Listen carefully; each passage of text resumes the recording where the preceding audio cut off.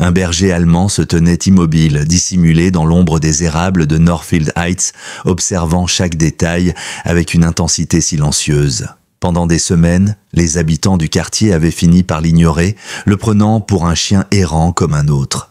Un simple fantôme à quatre pattes, errant entre les maisons. Jusqu'à ce jour-là, un cri perçant déchira l'air d'automne, brisant la tranquillité feutrée du quartier. C'était la voix de la petite Lily Patterson, 6 ans à peine, dont la silhouette frêle luttait contre la poigne d'un homme qui venait de lui plaquer une main sur la bouche. Une portière de voiture claqua, prête à s'ouvrir. Et à cet instant précis, 80 livres de muscles et de poils jaillirent des buissons dans un éclair noir et fauve, bousculant les feuilles mortes sur leur passage. Il n'eut pas besoin de mordre. Ce n'était pas nécessaire. Il se plaça simplement entre l'enfant et l'adulte, sa présence seule étant une déclaration de guerre. Son aboiement fit trembler l'air, profond, autoritaire, comme un souvenir militaire enfoui dans l'ADN du quartier. Le prédateur recula, effrayé, trébuchant sur ses propres pieds. Ce qu'il vit n'était pas un chien errant, mais une présence.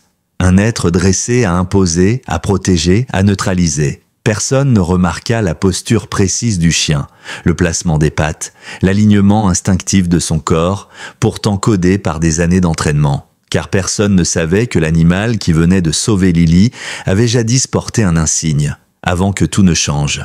Laissez un like si cette histoire vous a touché et partagez vos impressions en commentaire, ainsi que la ville depuis laquelle vous nous regardez. Et maintenant, reprenons le fil de l'histoire.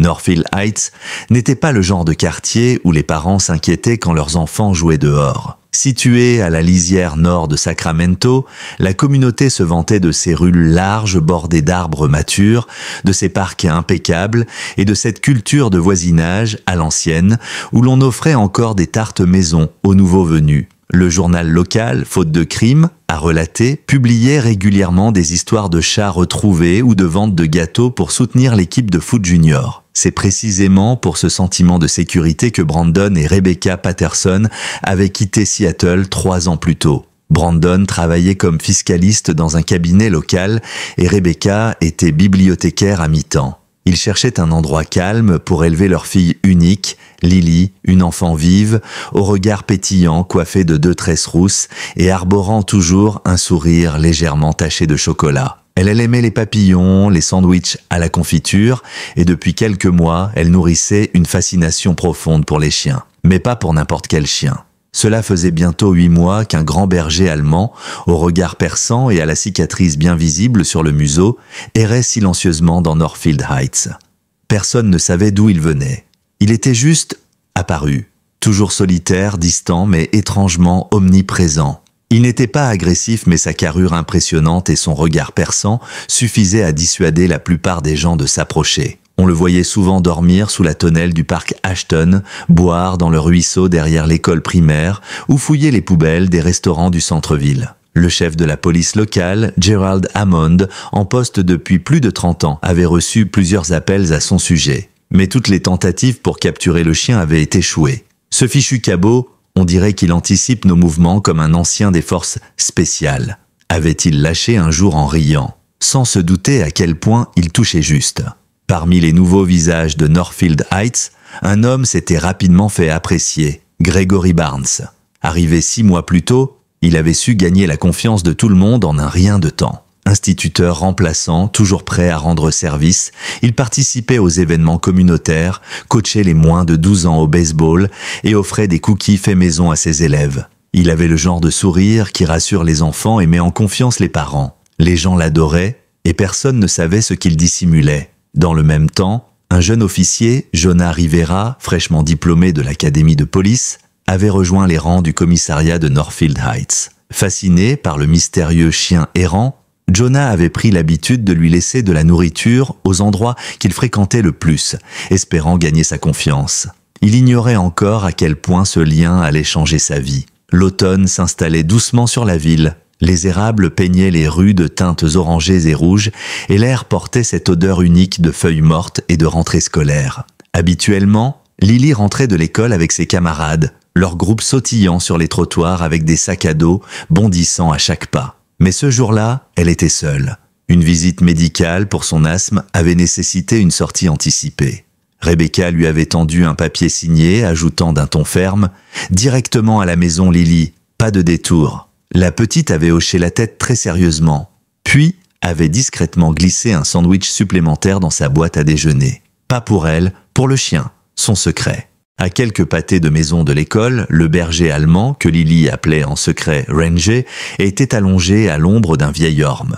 Il semblait assoupi, mais en réalité, chaque muscle de son corps était prêt à réagir. Ses oreilles se dressèrent dès que son odorat capta les premiers effluves familiers, le parfum sucré du shampoing de Lily, la légère note médicinale de son inhalateur et l'arôme bien reconnaissable du beurre de cacahuète.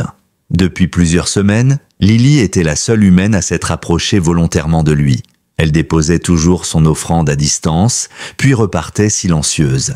Il attendait qu'elle disparaisse pour s'approcher. Ce jour-là, Lily était seule, et en avance. Ranger leva la tête, flaira l'air, quelque chose n'allait pas. Dans la salle des professeurs de l'école primaire Redfield, Gregory Barnes rangeait calmement ses affaires. Sa journée de remplacement venait de se terminer. Il se regarda une dernière fois dans le petit miroir fixé à l'intérieur de la porte du casier, ajusta sa cravate, puis s'exerça à son sourire, celui qui inspirait la confiance, qui avait fait fondre les mères d'élèves lors de la dernière réunion parents-professeurs. Mais derrière ce sourire étudié, un esprit méthodique et froid calculait déjà la suite. « Vous partez plus tôt aujourd'hui, monsieur Barnes ?»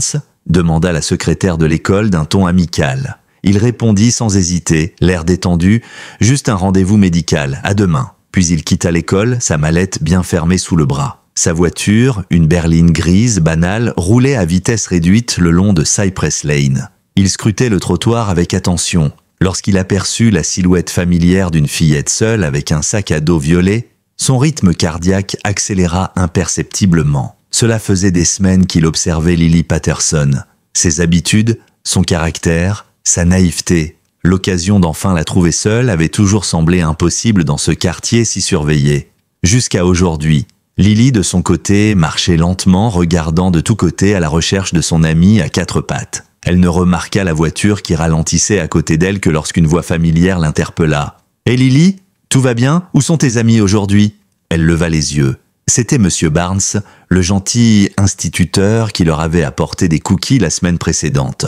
Sa mère lui avait bien dit de ne jamais parler aux inconnus. Mais Monsieur Barnes n'était pas un inconnu, c'était un enseignant. « J'ai eu un rendez-vous chez le docteur », répondit-elle poliment en resserrant la prise sur les bretelles de son sac. Le sourire de l'homme s'élargit. « Il fait chaud aujourd'hui. Tu ne veux pas que je te ramène chez toi? Je passe justement par là. » Lily hésita.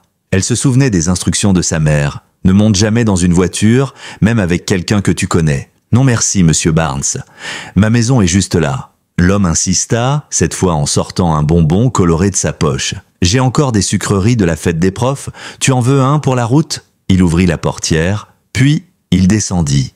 Toujours souriant, mais avec une détermination nouvelle dans ses gestes.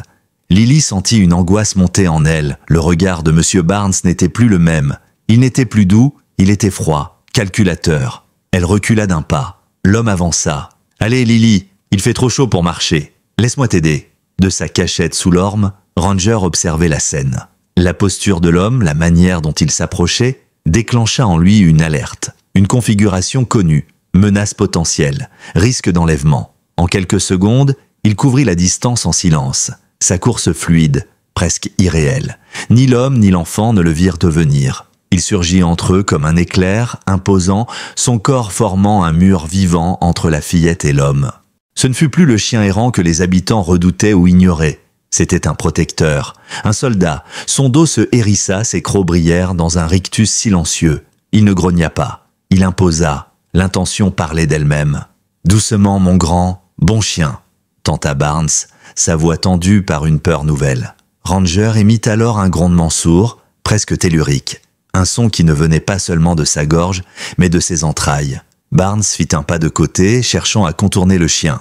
Ranger le suivit à la trace, ses mouvements parfaitement calqués, protégeant Lily comme un bouclier vivant. « Lily, dis-lui d'arrêter !» implora Barnes, la voix maintenant tremblante. « Ce n'est pas mon chien !» murmura-t-elle, à la fois effrayée et fascinée. Barnes commit alors une erreur fatale. Il tenta de s'emparer du bras de Lily. Ranger bondit instantanément, usant de son poids pour projeter l'homme en arrière, le plaquant au sol dans un choc sourd.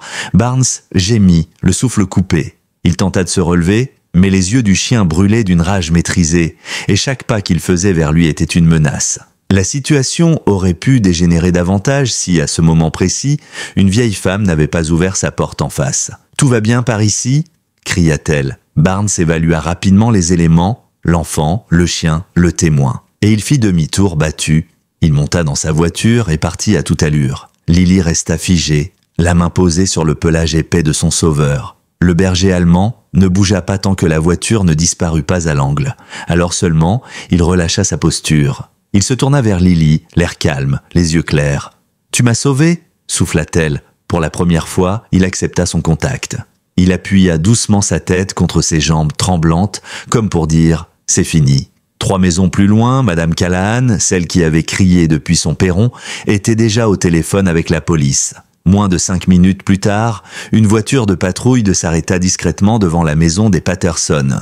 Les gyrophares étaient allumés, mais sans la sirène. À l'intérieur, le chef Gerald Hammond était au volant, accompagné du jeune officier Jonah Rivera. Sur le perron, Rebecca tenait Lily contre elle, la serrant si fort qu'on aurait cru qu'elle ne la lâcherait plus jamais. La fillette, encore sous le choc, racontait ce qui s'était passé entre 2 respirations courtes. Le chien, lui, était assis quelques marches plus bas, calme, alerte, mais gardant une certaine distance respectueuse. Et ensuite, Ranger l'a fait tomber, disait Lily, ses petites mains mimant la scène avec énergie. Il était très courageux. Ranger demanda Rebecca, caressant machinalement les cheveux de sa fille. C'est comme ça que je l'appelle, répondit Lily en pointant le chien du doigt. Il aime les sandwichs au beurre de cacahuète. Le chef Hammond s'approcha lentement du chien, son visage marqué par les années de service. Il avait tout vu, pensait-il.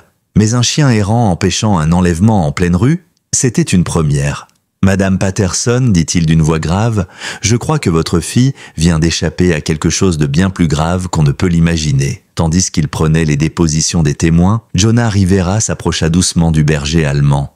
Il l'avait observé pendant des mois, sans jamais réussir à l'approcher. Cette fois, il s'accroupit à quelques pas de lui. « Salut, mon grand » murmura-t-il. Le chien le regarda droit dans les yeux, sans bouger. « T'as bien bossé aujourd'hui ?» Quelque chose dans sa posture frappa Jonas. Une familiarité, une discipline, comme un chien policier en service. Il tourna la tête vers le chef. « Vous trouvez pas qu'il a l'air entraîné ?» Hammond se figea, plissa les yeux et hocha lentement la tête. « Tu sais quoi, fiston ? Je pense que tu tiens quelque chose. » Quelques minutes plus tard, Jonah prit le scanner à puce électronique du véhicule et le passa doucement près de la nuque du chien. Il y eut un bip, puis un nom s'afficha. Le silence s'installa. « Ranger » murmura Jonah en lisant les informations. « Numéro d'unité K9-437. Département de police de Denver. » Il releva la tête vers le chef, bouche bée. Son maître, officier Curtis Reynolds. Rebecca leva les yeux. « Denver, mais c'est à plus de 1200 km d'ici. » Jonah continua à faire défiler les données, de plus en plus abasourdi. Décoré à plusieurs reprises, spécialisé en détection de stupéfiants et missions de protection rapprochée. Médaille de la bravoure il y a 2 ans pour avoir sauvé son maître lors d'une fusillade. La radio du chef grésilla, interrompant le silence. Plaque repérée. Le véhicule que Madame Callahan a pu noter appartient bien à Gregory Barnes, enseignant remplaçant. Unité en route à son domicile. Hammond se redressa brusquement. Je veux un avis de recherche immédiat et contacter le poste de Denver. Je veux savoir comment un des meilleurs chiens de leur brigade a pu finir ici, seul et sans son maître. Ce soir-là, les morceaux commencèrent à s'emboîter. Le département de Denver confirma rapidement « Ranger avait été l'un de leurs meilleurs K9. Pendant 6 ans, il avait été le partenaire de l'officier Curtis Reynolds. » L'histoire qu'ils révélèrent glaça le sang de tous ceux présents au commissariat de Northfield Heights. Reynolds était mort subitement il y a 18 mois d'un arrêt cardiaque à 42 ans. Sans famille proche pour s'occuper de son chien, Ranger avait été confié à une famille d'accueil à Colorado Springs. 3 semaines après l'adoption, il avait disparu. Les recherches étaient restées vaines jusqu'à aujourd'hui. L'entraînement ne les quitte jamais, expliqua le commandant de l'unité canine de Denver au téléphone. Ranger était formé pour détecter les menaces. S'il est intervenu, c'est qu'il a identifié un danger réel. En l'espace de quelques heures, celui que tout le quartier considérait comme un vagabond gênant devint un héros local. Des caméras apparurent dans les rues.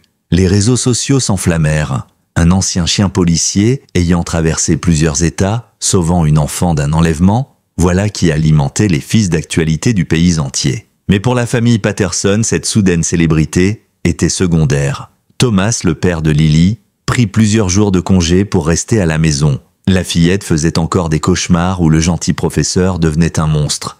Rebecca passait ses journées à répondre aux appels de parents inquiets, de journalistes curieux. Et pendant tout ce temps, Ranger restait là, toujours sous le porche, toujours à distance. Il acceptait la nourriture, parfois une caresse timide, mais il refusait d'entrer dans la maison comme s'il ne savait pas s'il y avait vraiment sa place. « Il nous a sauvés », déclara Thomas un soir, regardant le chien depuis la fenêtre. « On lui doit tout ? Le poste de Denver a dit que la famille qu'il avait adoptée accepte de renoncer à ses droits, » répondit Rebecca. « Il pense qu'il serait plus heureux ici, avec Lily. » Thomas hocha lentement la tête. « Alors, je suppose que notre famille vient de s'agrandir. » Le lendemain matin, un nouvel élément bouleversa l'enquête. Gregory Barnes, alias le gentil remplaçant, fut intercepté en tentant de franchir la frontière de la Californie. Mais ce que les agents retrouvèrent dans sa voiture glaça le sang de tous les enquêteurs. Dans le coffre, des objets appartenant à des enfants. Des barrettes, des peluches, des bracelets, des dessins, et dans la boîte à gants, un carnet rempli de notes, des pages entières, méthodiquement organisées, répertoriant les habitudes, les trajets, les goûts et même les adresses de plusieurs enfants de Northfield Heights et des environs, y compris Lily. Mais le plus sidérant fut découvert lorsque les services d'identification passèrent de l'homme au crible. Le nom Gregory Barnes était faux. Sa véritable identité, Walter Connors. Aucune condamnation antérieure. Aucune trace de violence ou d'alerte, juste un ancien comptable du Nebraska, apprécié dans sa communauté, jusqu'à ce qu'il disparaisse mystérieusement 6 mois plus tôt. « Comment un homme comme ça devient un prédateur ?» demanda Jonah Rivera, abasourdi, en consultant la photo d'arrestation de Connors. Le chef Hammond haussa les épaules. Peut-être qu'il l'a toujours été. Peut-être qu'il a juste enfin laissé tomber le masque. Plus les jours passaient, plus l'ampleur du réseau apparaissait. L'agent spécial Ingrid Marsh du FBI rejoignit l'enquête. Elle confirma ce que tous redoutaient. Connors n'agissait pas seul. Des liens apparaissaient entre ses mouvements et plusieurs affaires de disparition d'enfants dans 3 États différents. Et chose encore plus troublante, des connexions remontaient jusqu'à un dossier classé à Denver. Je ne sais pas si vous vous souvenez, lança Marsh en consultant ses dossiers, mais avant sa mort, l'officier Curtis Reynolds travaillait justement sur une affaire de trafic d'enfants avec des ramifications en Arizona. Rebecca, assise au salon avec Lily dormant à l'étage, sentit un frisson lui parcourir l'échine. « Vous pensez que c'est lié ?» Jonas n'eut pas besoin de répondre, le silence suffisait. Dans le jardin des Patterson, l'automne avait recouvert les pelouses d'un tapis de feuilles dorées. Ranger, lui, restait fidèle au poste, patrouillant chaque recoin du terrain comme s'il était toujours en mission. La nuit, il dormait sous le porche, mais si Lily se réveillait en pleurs, il apparaissait silencieux à côté de son lit, sans que personne n'ait entendu la moindre porte s'ouvrir. Il restait là immobile, jusqu'à ce que sa respiration se calme. Jonah revint un soir avec des documents. Il avait contacté les anciens collègues de Reynolds à Denver. Le dossier de service de Ranger était exceptionnel. Il souffre d'arthrite légère dans les pattes arrière à cause d'une blessure survenue en mission, expliqua-t-il à Thomas et Rebecca. C'est pour ça qu'il devait être mis à la retraite. Mais ce que les vétérinaires ont noté aussi, c'est qu'il est doté d'une intelligence hors norme. Plus de 200 ordres connus, une capacité à résoudre des situations complexes qui surprenaient même ses formateurs. Thomas regarda le chien à travers la baie vitrée, alors que Lily lui tendait une friandise dans le jardin. Ranger la prit doucement entre ses crocs, sans la quitter des yeux. Assez intelligent pour parcourir plus de 1000 kilomètres et retrouver un nouveau but, murmura-t-il. Jonah hocha la tête. Il y a autre chose. J'ai appelé l'ancien partenaire de Reynolds. Il m'a confié que dans les semaines précédant sa mort, il suivait une piste, un réseau de trafic d'enfants avec des ramifications jusqu'ici. Rebecca serra les dents. Ce n'est pas une coïncidence, n'est-ce pas ? Jonah resta silencieux, mais son regard disait tout. Alors que les dernières lumières de la journée disparaissaient derrière les collines, Thomas sortit sur le porche, un collier neuf dans la main. Cuir solide, médaillon gravé, rangé, protecteur de Lily. Il s'agenouilla doucement près du chien. « Qu'est-ce que tu en dis, mon grand ? Tu veux que ce soit officiel ?» Le chien le regarda un long moment. Puis il approcha le museau du collier, comme s'il comprenait. Dans les jours qui suivirent, une spécialiste comportementale fut dépêchée depuis San Diego. Dr Eleanor Sharp, vétérinaire et psychologue animalière, spécialiste des chiens de service traumatisés, elle expliqua au Patterson que Ranger était encore en mode opérationnel, qu'il n'avait jamais vraiment quitté son rôle de K9. Ce type de chien a besoin de sens, d'une mission. Il a perdu son maître, et il a cherché une nouvelle raison d'exister. Il a trouvé Lily. Elle mit en place un protocole de transition. Jeux structurés, temps de repos, gestion des signaux de stress, intégration progressive à la vie domestique. Il ne redeviendra jamais un simple chien de famille, précisa-t-elle. Mais il peut trouver un équilibre, grâce à vous. Mais malgré ses efforts, quelque chose perturbait Ranger. Jonah le remarqua le premier. Le chien disparaissait à heure fixe. Toujours les mêmes. Il revenait fatigué, mais visiblement satisfait. Intrigué, l'officier décida de le suivre discrètement. Et ce qu'il découvrit le laissa sans voix. Ranger patrouillait. Littéralement. Il suivait un itinéraire précis à travers la ville. Passait devant l'école aux heures d'arrivée et de sortie. Vérifiait le parc, le centre communautaire, le skatepark. Un agent de sécurité canin autodésigné. Mais ce n'était pas tout. Un jour, alors que Ranger s'arrêtait longuement près d'un vieux hangar au nord de la ville, Jonah décida de l'inspecter. Sous un tas de branchages, il découvrit une barrette d'enfant et un bracelet avec un prénom gravé, Katie. Des analyses plus tard confirmèrent qu'il s'agissait bien d'une des petites filles portées disparues dans un autre état et dont le nom apparaissait dans le carnet de Connors. Jonah rapporta ses trouvailles au chef Hammond. Il n'a pas pris sa retraite, chef. Il continue l'enquête, celle de son maître. Il cherche les autres enfants. La révélation changea tout.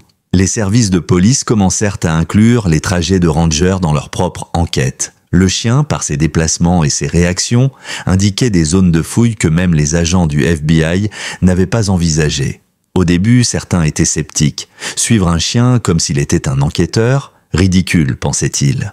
Mais lorsqu'il mena une unité jusqu'à une vieille cabane de chasse abandonnée à 15 km de Northfield Heights et que l'on y retrouva des vêtements d'enfants et des documents liés au réseau, plus personne ne douta. Pour les Patterson, cela créa une situation étrange. D'un côté, Ranger était devenu un membre à part entière de la famille, veillant sur Lily comme un ange gardien. De l'autre, il disparaissait souvent pour poursuivre sa mission. Rebecca s'inquiétait. « Il est pris entre deux mondes », confia-t-elle un soir à Thomas alors qu'il regardait Ranger dormir sous la fenêtre de Lily. « Il veut être un chien de famille, mais il ne sait pas comment arrêter d'être un flic. » Thomas acquiesça, son regard fixé sur le jardin plongé dans l'obscurité. Peut-être qu'il ne sait tout simplement pas comment lâcher prise. Un soir, alors que Lily toussait de manière inhabituelle, Rebecca monta rapidement dans sa chambre. La fillette avait les joues rouges, la respiration sifflante. « L'inhalateur » souffla-t-elle en pointant la table de nuit. Rebecca administra la dose, mais l'effet tarda à venir. La panique monta. Thomas vérifia la pharmacie. « On est presque à court de son traitement. Je vais appeler le centre médical. » Dans l'embrasure de la porte, Ranger observait tout, ses yeux fixés sur Lily avec une intensité presque humaine. Il s'approcha doucement et posa sa tête près de la main tremblante de la petite. Elle enfonça ses doigts dans sa fourrure. « Il sait qu'elle est malade », murmura Thomas. Le lendemain matin, Lily allait mieux, mais le médecin recommanda qu'elle reste à la maison pendant quelques jours. L'épisode rappela à ses parents à quel point son état restait fragile, surtout en automne. Pendant ce temps, l'enquête fédérale s'intensifiait. Le FBI confirma que Connors faisait partie d'un vaste réseau de trafic d'enfants, mais plusieurs éléments clés manquaient toujours. Des enfants étaient encore portés disparus et certains complices n'avaient pas été identifiés. Jonah Rivera devint un visiteur régulier chez les Patterson. Officiellement, il venait s'assurer que la sécurité de la famille était assurée. Officieusement, il continuait d'observer Ranger fasciné par ses comportements. Un après-midi, il arriva avec une expression grave. « Connors a été libéré sous caution ce matin », annonça-t-il à Rebecca et Thomas. Le silence qui suivit fut glacial. « Quoi ? Comment est-ce possible ?» s'étrangla Rebecca. Jonah grimaça. Sa famille du Nebraska a payé une forte caution. Il est assigné à résidence avec un bracelet électronique en attendant son procès. Son avocat prétend que la possession d'objets d'enfants ne prouve pas une intention criminelle. Sans preuve directe, ils n'ont pas pu le garder en détention. Cette nuit-là, Ranger refusa de dormir dans son abri. Il s'installa sous la fenêtre de Lily, en position d'alerte. Thomas sortit avec une couverture. « On comprend », lui dit-il doucement. « Fais ce que tu dois faire. » Le lendemain, une tension sourde s'était emparée du quartier. Les parents accompagnaient désormais leurs enfants jusqu'aux portes de l'école.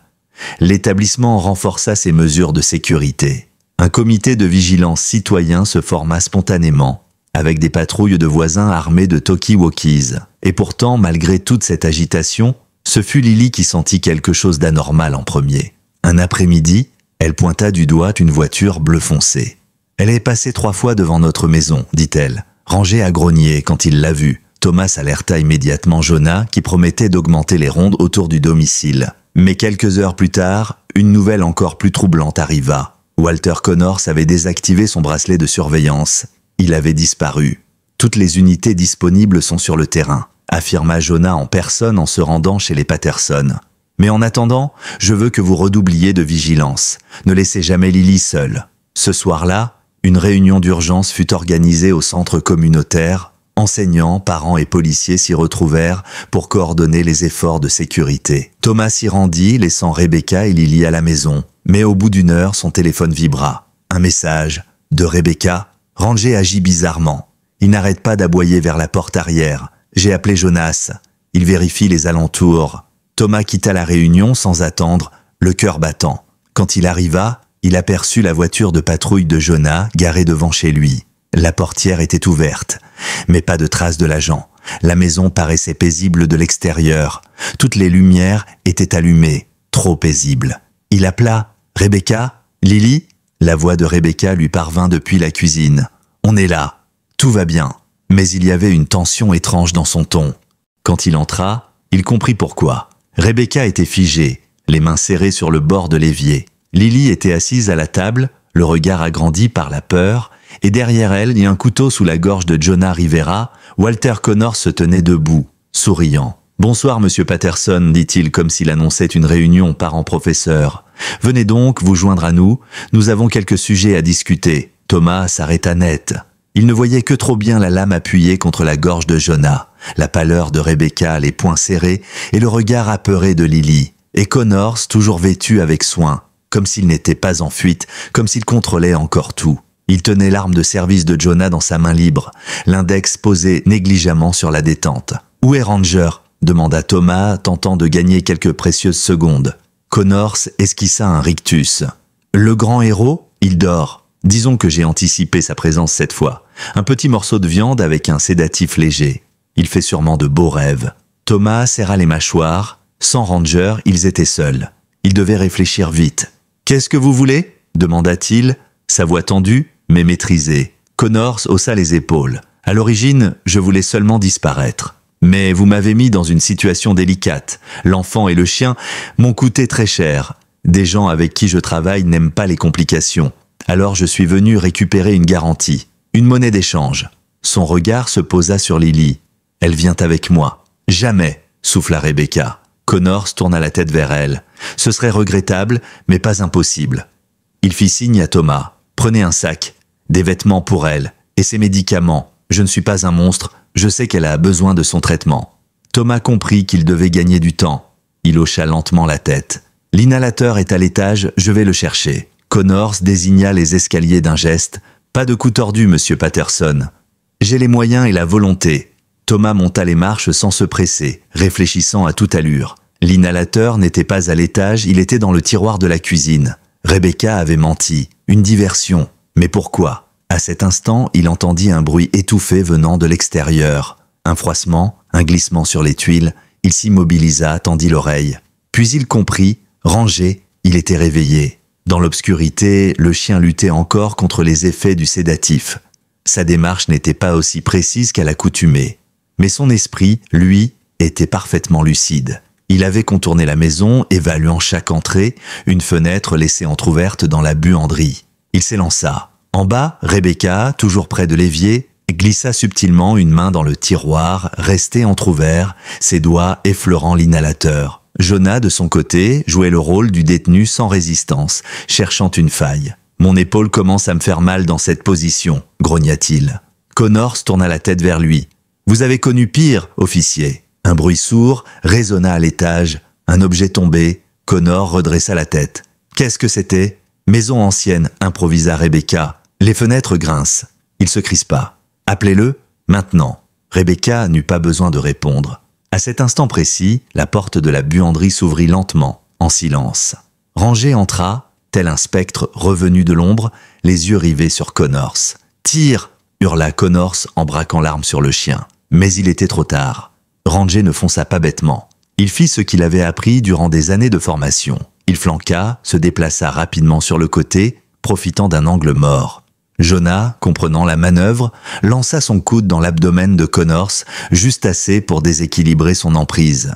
Rebecca en profita pour faire rouler Lily sous la table. Une détonation.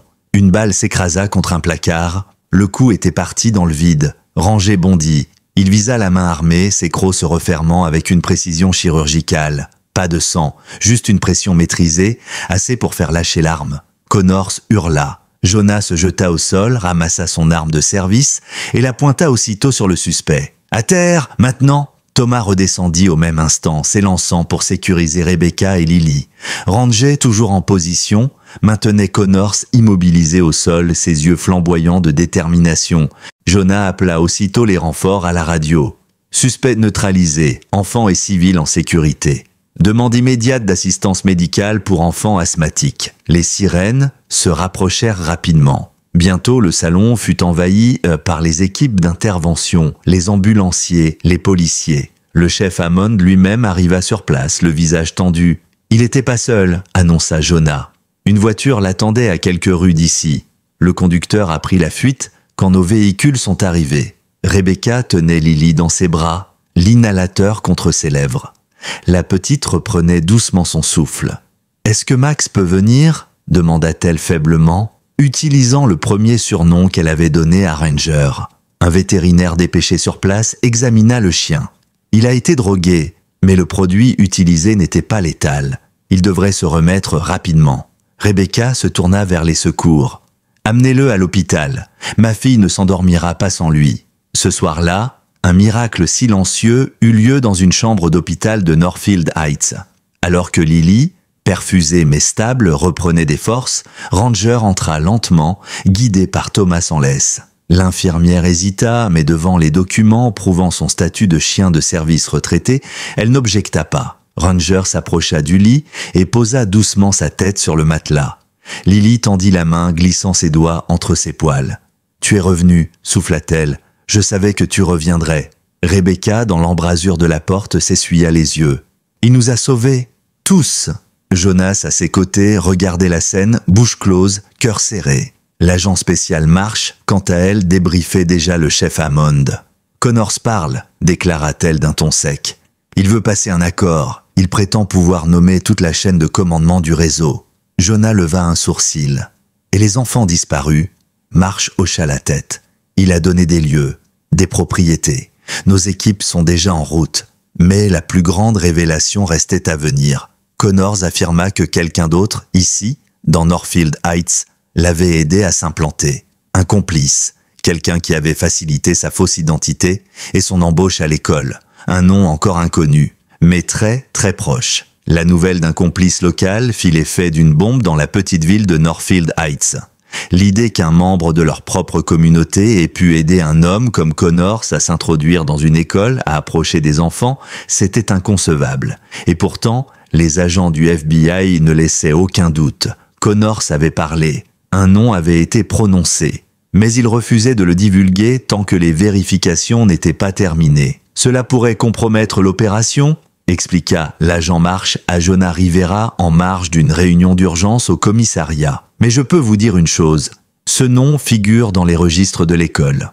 Pendant ce temps, la famille Patterson tentait de retrouver un semblant de normalité. Lily était rentrée chez elle après 2 jours à l'hôpital sous surveillance médicale. Ranger ne la quittait plus d'une semelle. Là où elle allait, il allait. Quand elle s'asseyait sur le canapé, il posait sa tête sur ses genoux. Quand elle allait dormir, il s'allongeait en travers de la porte de sa chambre. Il semblait parfaitement rétabli, mais plus attentif que jamais. Il n'aboyait pas, ne grognait pas, mais observait. Il écoutait, il sentait. Rebecca, elle, avait du mal à dormir. À chaque bruit, elle sursautait. Chaque ombre lui semblait suspecte. Thomas faisait de son mieux pour la rassurer, mais il n'était pas dupe. Il sentait la tension dans son propre corps, ce poids sourd dans sa poitrine. Cette impression que quelque chose ne tournait toujours pas rond. Et il avait raison. 48 heures après les aveux de Connors, le nom du complice fut enfin révélé à l'équipe de police locale. Jonah était dans son bureau quand le message s'afficha sur son écran sécurisé. Il se figea, relut, une fois, deux fois. Son cœur accéléra. Il se leva immédiatement, traversa le commissariat, sans dire un mot, et se dirigea vers le bureau du chef Hammond. « C'est qui ?» demanda ce dernier, en voyant le visage livide de Jonah. L'agent ne répondit pas tout de suite. Puis il souffla. « Gregory Halloran, directeur administratif du district scolaire. » Le chef resta un moment sans voix. Halloran était un homme respecté, membre du club Rotary, donateur de la bibliothèque municipale, toujours présent aux événements scolaires. Un homme que tout le monde saluait dans la rue. Hammond secoua la tête comme pour chasser un mauvais rêve. Est-ce que Connors l'a désigné clairement? Jonah hocha la tête.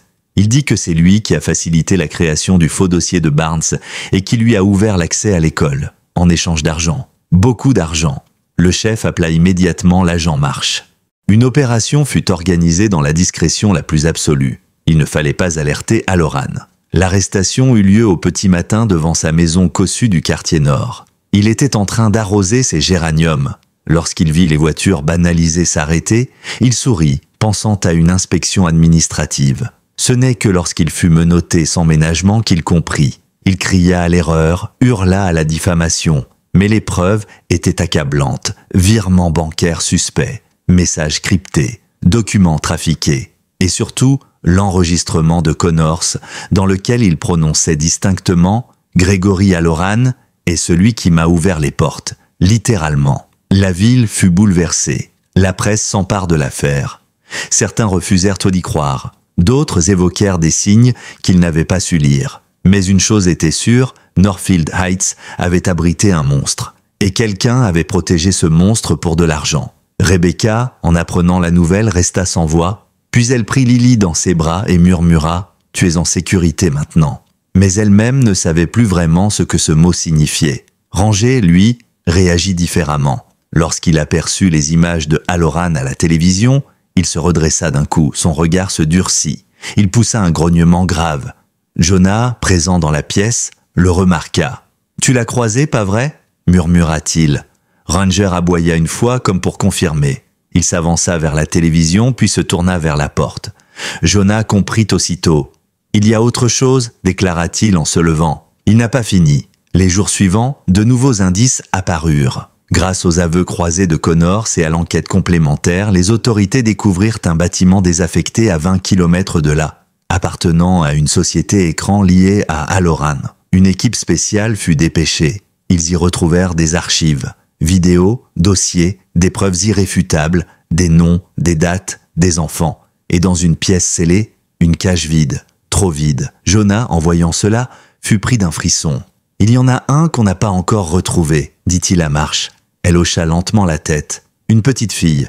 Nom de code dans les fichiers, Bluebird, âge estimé, 8 ans, aucune trace de disparition signalée, elle ne figure pas dans les bases de données. Jonah fronça les sourcils. Alors pourquoi est-elle là? Marsh répondit à voix basse. Soit elle n'a jamais été déclarée, soit elle a été effacée. Ranger, de retour au poste, semblait agité.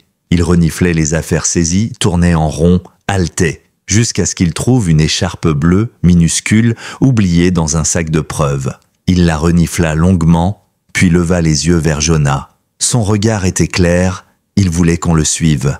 Et ils le firent. La nuit tombait sur les collines de Northfield Heights lorsque Jonah ouvrit la portière de sa voiture et laissa Ranger sauter à l'arrière. Le chien tenait toujours entre ses crocs la petite écharpe bleue, comme s'il refusait de l'abandonner. C'était un indice, un fragment d'existence d'une enfant que personne ne semblait connaître. Jonah regarda dans le rétroviseur et murmura « Montre-moi où elle est ». Ils roulèrent pendant près d'une heure en direction du nord, sur des routes que Jonah ne connaissait pas, puis sur des chemins de terre à peine praticables. À chaque bifurcation, Ranger gémissait légèrement ou poussait un aboiement bref, indiquant la direction. Finalement, ils arrivèrent devant une vieille bâtisse de pierre, rongée par la mousse et les années. Une ancienne ferme perdue dans les bois, que même les cartes récentes ne mentionnaient plus. Jonah coupa le moteur, le silence tomba comme une chape, pas un son. Même les oiseaux s'étaient tus. Il descendit lentement, arme au poing, et s'approcha, rangé à ses côtés. Le chien grognait doucement, le museau bas. Il était en chasse. À l'intérieur, l'air était moisi, chargé d'humidité et d'oubli. Jonah balaya la pièce principale avec sa lampe torche.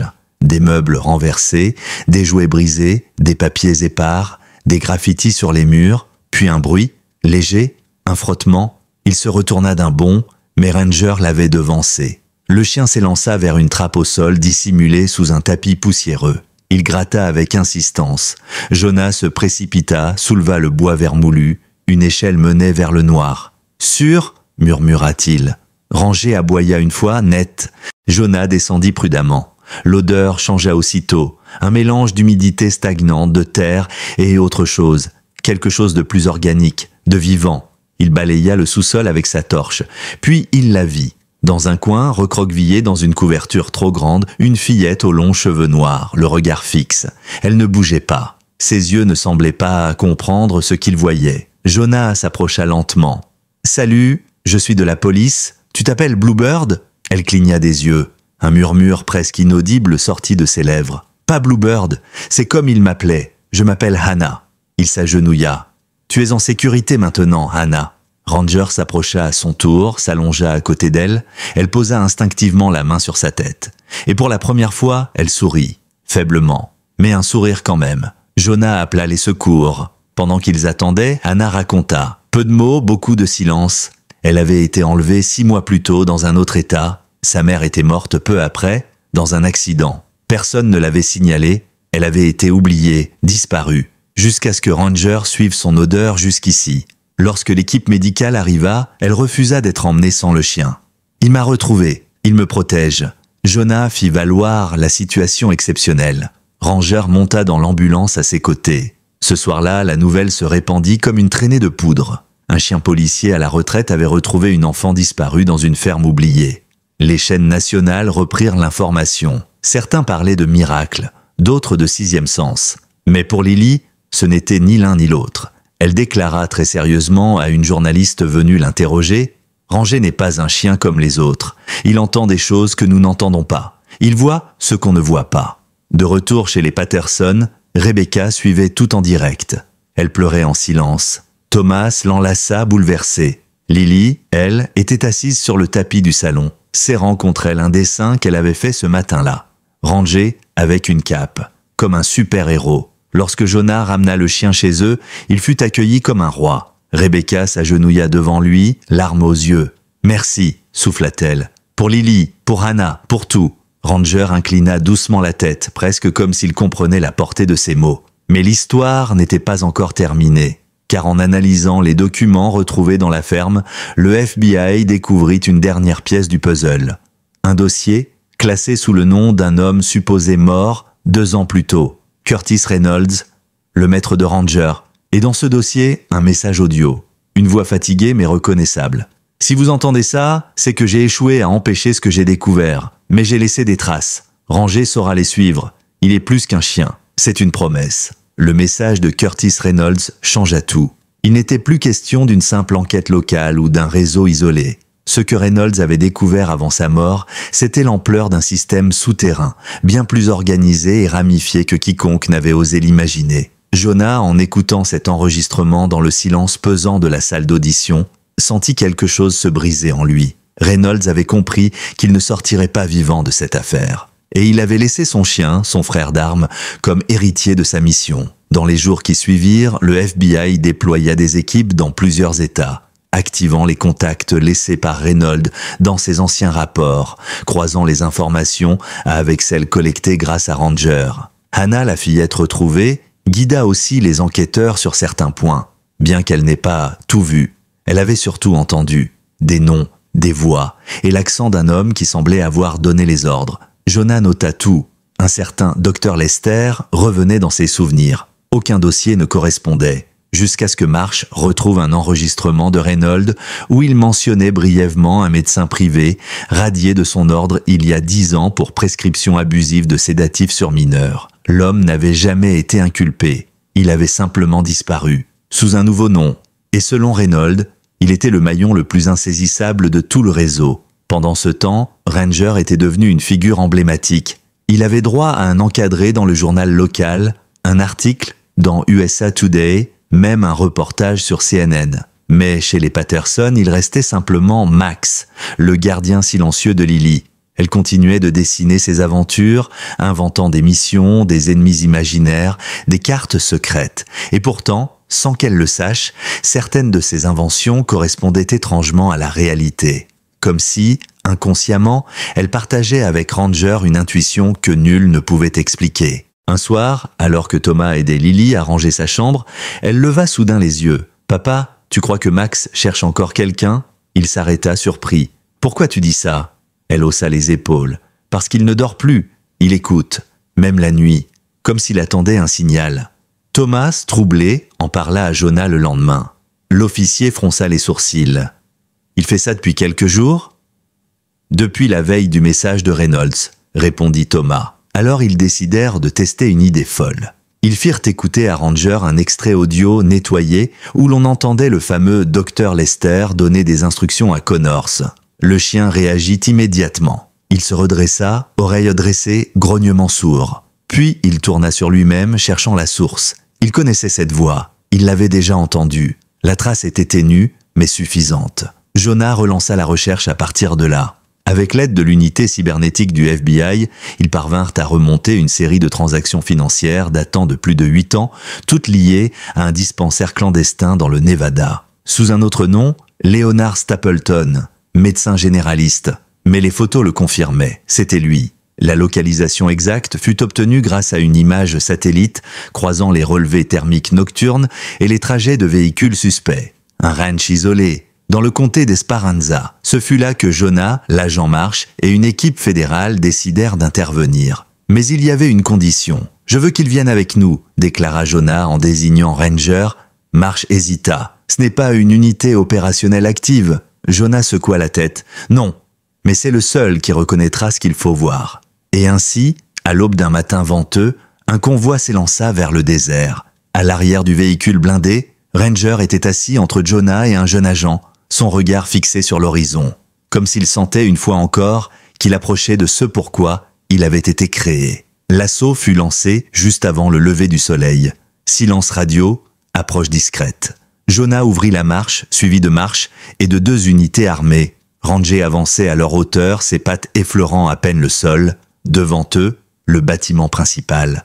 Une structure basse, entourée de hangars, puis un cri. Un homme tenta de s'enfuir par une porte latérale, mais il n'alla pas loin. Ranger s'élança. En moins de 3 secondes, il le plaqua au sol sans mordre, sans blesser. Juste assez pour l'arrêter. Ce n'était pas Lester, mais c'était l'un de ses assistants. Et il parla vite. Il est là, dans le bâtiment nord, avec les autres. Les autres, Jonah fonça. Le bâtiment nord, une ancienne grange reconvertie, camouflée derrière une palissade délabrée. À première vue, rien de suspect. Mais à l'intérieur, la réalité était tout autre. Jonah fut le premier à franchir la porte, suivi de Marsh et d'un binôme du FBI. Ranger, toujours en tête, grognait doucement, son instinct en alerte. L'odeur était différente ici. Mélange de produits chimiques, de désinfectants et d'humanité contenue. Dans la pénombre, ils découvrirent une série de cloisons de fortune, organisées comme des chambres. Chaque espace contenait un lit, des affaires personnelles, des jouets usés, des vêtements d'enfants. Un silence glaçant régnait. Et puis, dans un coin, une porte métallique, fermée à clé. Jonah fit signe. Un agent utilisa un pied de biche. Quand la porte s'ouvrit, ce fut comme un souffle retenu trop longtemps. À l'intérieur, 6 enfants, terrifiés, amaigris, mais vivants. Marsh appela immédiatement les secours. Jonah se pencha par là lentement. « C'est fini, vous êtes en sécurité. » Une petite fille aux cheveux roux le fixa. « C'est lui qui nous a trouvés ?» demanda-t-elle en désignant Ranger. Jonah hocha la tête. « Oui, lui et son ancien maître. » Ranger s'approcha doucement, s'allongea près d'eux, les laissant l'approcher un à un. Certains sanglotaient, d'autres restaient figés. Mais tous, peu à peu, posèrent la main sur lui. Une reconnaissance muette, comme s'il savait, comme si, à travers lui, quelque chose de profond se réparait. Pendant ce temps, dans une pièce à l'arrière, les agents trouvèrent Lester, tentant de fuir par une trappe de service. Il n'opposa aucune résistance. Il parlait calmement, comme un homme convaincu d'être au-dessus des conséquences. « Ces enfants n'avaient rien, je leur ai donné une utilité. Jonah le frappa. Une fois, juste une. Les autres durent le retenir. Ranger, lui, resta à distance. Mais ses yeux, posés sur Lester, brûlaient d'une intensité qui fit détourner le regard au médecin déchu. Le retour à Northfield Heights fut presque irréel. Les enfants furent pris en charge par les services spécialisés. Des tests médicaux, des entretiens, des protocoles de réhabilitation. Mais ce qui frappa tous les intervenants, c'était leur comportement vis-à-vis de Ranger. Ils ne voulaient pas qu'il parte. Ils réclamaient sa présence. Comme si, auprès de lui, la peur s'effaçait. Comme si le silence pesant qu'il portait pouvait enfin se relâcher. L'administration proposa alors une idée inattendue. Que Ranger devienne un chien ambassadeur, reconnu officiellement comme animal de soutien post-traumatique pour les enfants victimes de crimes. Une première dans l'État. Jonah plaida personnellement la demande. Le chef Hammond, lui-même bouleversé, signa sans hésiter. Et c'est ainsi que Ranger devint officiellement officier d'honneur en soutien thérapeutique, titre symbolique, mais porteur de sens.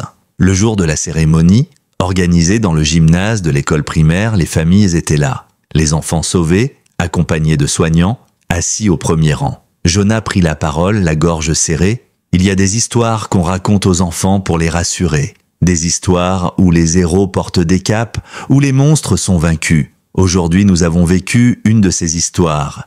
Et le héros ne portait pas de cape. Il avait 4 pattes et un cœur immense. Lily monta sur scène pour remettre à Ranger une médaille gravée. Pour avoir retrouvé ceux que personne ne cherchait plus. Le chien, sage, la laissa lui accrocher le ruban autour du cou. Puis il posa sa tête contre son épaule. Et toute la salle, debout, applaudit. Mais ce n'était pas la fin. Quelques jours plus tard, Rebecca, en triant de vieux papiers, découvrit dans le sac de Lily un carnet, rempli de dessins. Certains montraient Ranger et Lily. D'autres représentaient des endroits, des lieux qu'elle n'avait jamais vus, des maisons, des hangars, des cages. Elle appela Thomas. « Tu as vu ça ?» Il feuilleta les pages. Certaines représentaient avec une précision troublante des endroits que Jonah avait décrits. Et pourtant, Lily n'en avait jamais entendu parler. Ils montrèrent le carnet à Jonah. Il resta silencieux longtemps. Puis il regarda Ranger. « Tu lui montres des choses, pas vrai ?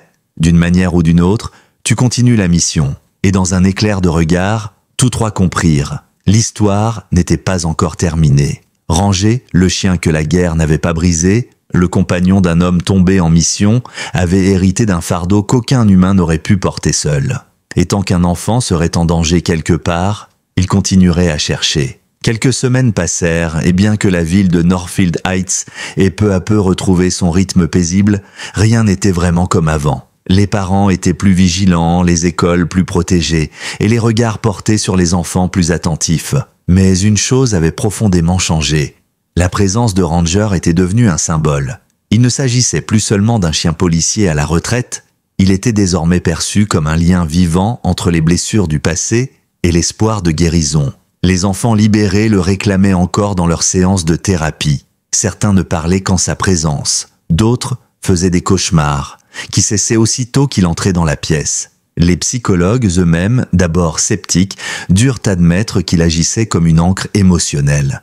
Un stabilisateur, une force silencieuse mais constante. Lily, elle, se remettait doucement. Sa respiration était plus stable, ses nuits plus paisibles. Mais un soir, alors que Rebecca s'apprêtait à l'endormir, elle demanda « Est-ce que Max pense encore à son ancien maître ?» Rebecca s'assit sur le bord du lit. « Je crois qu'il pense à lui tous les jours. » Lily hocha la tête. « Moi aussi, même si je ne l'ai jamais connu. » Dans le salon, Thomas regardait Jonah qui venait d'arriver avec une enveloppe.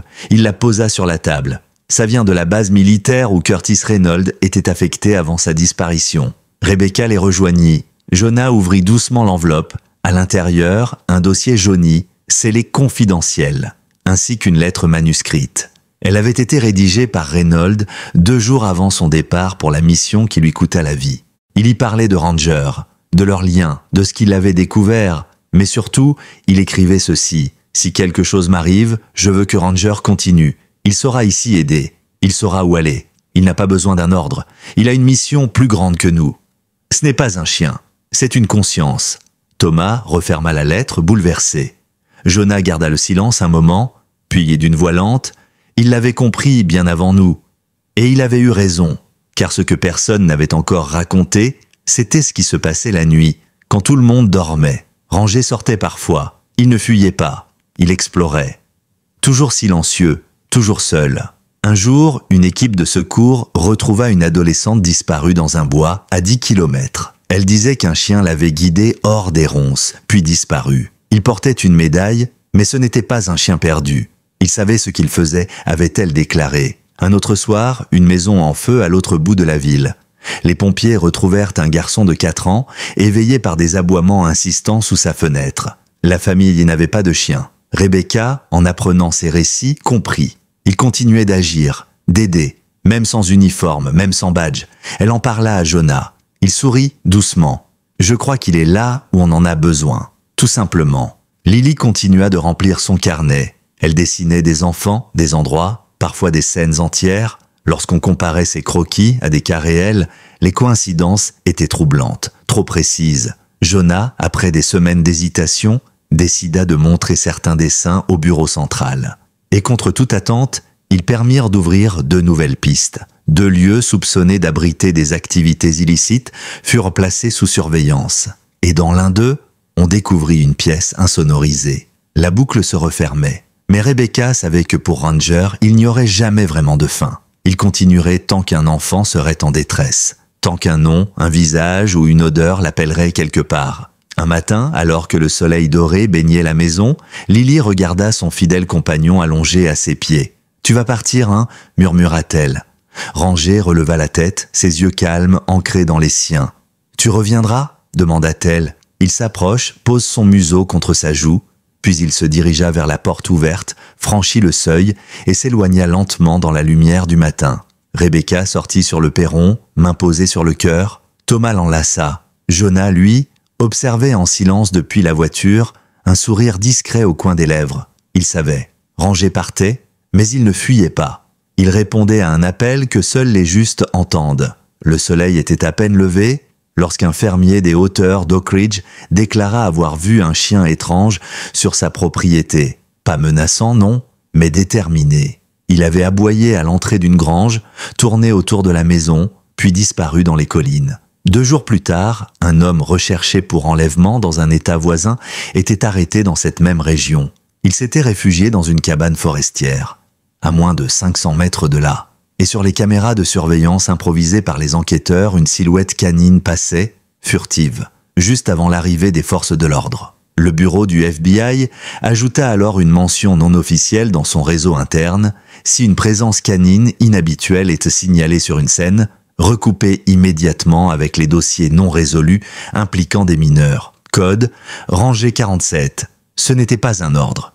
Ce n'était pas une procédure. C'était une reconnaissance. Pendant ce temps, à Northfield Heights, la vie reprenait doucement. Lily entamait une nouvelle année scolaire. Elle avait retrouvé ses amis, riait plus souvent, mais elle gardait son carnet près d'elle, le remplissant de nouveaux dessins, parfois au réveil, parfois sans savoir pourquoi. Certains représentaient des lieux enneigés, d'autres des enfants au visage qu'elle disait avoir rêvé. Un jour, elle dessina un vieux bâtiment en briques rouges avec un symbole étrange sur la porte. Rebecca, troublée, montra le croquis à Jonah. Ce dernier prit une photo, la montra à un agent fédéral. Et quelques jours plus tard, on découvrit que ce bâtiment existait bel et bien, à plus de 800 kilomètres. Il avait été utilisé il y a 20 ans comme foyer illégal pour mineurs immigrés, abandonné depuis, du moins en apparence. Les enquêteurs retrouvèrent, dans une pièce murée du sous-sol, des restes de matériel médical récent et une couverture d'enfant. Ranger n'était pas visible sur les vidéos, mais tous savaient. Il avait été là. Et il guidait toujours. À mesure que les semaines passaient, Jonah constituait un dossier parallèle. Il y collectait tous les signalements, toutes les informations qui pointaient vers Ranger. Il l'appelait simplement « ligne de vie », car pour lui ce chien était devenu cela. Un fil ténu mais ininterrompu entre les ténèbres et la lumière. Puis, un matin d'automne, il reçut un appel de Lily. Elle avait rêvé d'un tunnel, d'un enfant enfermé. Elle avait dessiné un plan approximatif sans savoir que ce tunnel correspondait aux anciennes galeries de transport d'une ville minière abandonnée dans le Colorado. Jonah contacta les autorités locales et cette fois encore, ils découvrirent qu'un enfant récemment disparu y avait été retenu et retrouvé grâce à l'intervention rapide. Personne ne pouvait expliquer comment Lily savait. Mais Jonah, lui, ne doutait plus. Ranger ne partait jamais seul. Il avait laissé une trace. Et Lily, d'une manière qui défiait toute logique, l'apercevait. Les années passèrent, Lily grandit. Elle écrivit un livre, illustré de ses propres dessins, intitulé « Celui qui cherchait encore ». L'ouvrage devint un témoignage bouleversant, publié à petite échelle, puis adopté par des réseaux de soutien aux enfants traumatisés. Il parlait d'un chien sans nom fixe, capable de ressentir la peine des autres, de traverser les villes et les forêts, de réapparaître là où on avait renoncé. Rebecca, Thomas et Jonah restaient en contact étroit. Chaque fois qu'un nouveau cas apparaissait, chaque fois qu'un enfant était retrouvé dans des circonstances inexpliquées, ils échangeaient un regard complice. Et toujours, au fond d'eux, une même pensée. Il veille encore. Un matin de printemps, Lily reçut une lettre. Pas de timbre, pas d'adresse, juste un papier replié avec des traces de terre. À l'intérieur, une photo, une silhouette de chien, floue, avançant sur une route poussiéreuse au coucher du soleil. Et derrière, les ombres longues de deux petites silhouettes qui semblaient le suivre. Aucun nom, aucun message. Mais elle sut. Alors elle sortit son vieux carnet, s'assit à son bureau et écrivit doucement. « Où que tu sois, je sais que tu entends encore les appels. Continue. Et quand tu en auras besoin, regarde vers chez nous, je t'attendrai. » Et dans le silence paisible de sa chambre, un frisson d'air passa près de la fenêtre entr'ouverte, comme un souffle, comme une promesse.